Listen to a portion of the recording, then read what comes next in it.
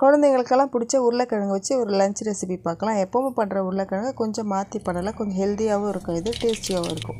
வாங்க எப்படி பண்ணலாம்னு பார்க்கலாம். பாத்திரத்தில் எண்ணெய் ஊற்றிக்கோங்க. கடுகு சீரகம் போட்டு தாளிச்சிட்டு கருவேப்பிலை பூண்டை பொடியாக கட் பண்ணி சேர்த்துக்கோங்க. உருளைக்கிழங்கு 2 பெரிய சைஸ் உருளைக்கிழங்கு அதையும் பொடியாக கட் பண்ணி சேர்த்துக்கோங்க. நான் கொஞ்சம் பெருசாக போட்டேன், நீங்கள் கொஞ்சம் சின்னதாக போடுங்க. நான் மிளகாவும் தனியாகவும் சேர்ந்து அரைச்ச மிளகாத்தூள் 1 ஸ்பூன் சேர்த்துருக்கேன். நீங்கள் 1 ஸ்பூன் போட வேண்டாம். 1/2 ஸ்பூன் மிளகாத்தூள் 1/2 ஸ்பூன் தனியாத்தூள் சேர்த்துக்கோங்க. தேவையான அளவு உப்பு போட்டு 1/2 டம்ளர் தண்ணி சேர்த்து மூடி வச்சுருங்க. ஒரு 2 மினிட்ஸ் கழிச்சு ஓப்பன் பண்ணிங்கன்னா அதே குக் ஆகிருக்கும். எப்பவும் பண்ணுற மாதிரி இல்லாமல் கொஞ்சம் வித்தியாசமாக பண்ணி கொடுத்தா குழந்தைங்களும் விரும்பி சாப்பிடுவாங்க. பாருங்கள், ஃப்ளாக் கலரில் இருக்குல்ல, பார்க்கவே அழகாக இருக்குது.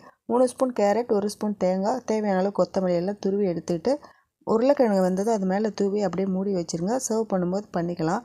இது கூட சாதம் கலந்து நீங்கள் லஞ்சும் பேக் பண்ணலாம். சூப்பராக இருக்கும். வீடியோ பிடிச்சிருந்தா ஒரே ஒரு லைக் மட்டும் பண்ணுங்கள், போதும். தேங்க்யூ.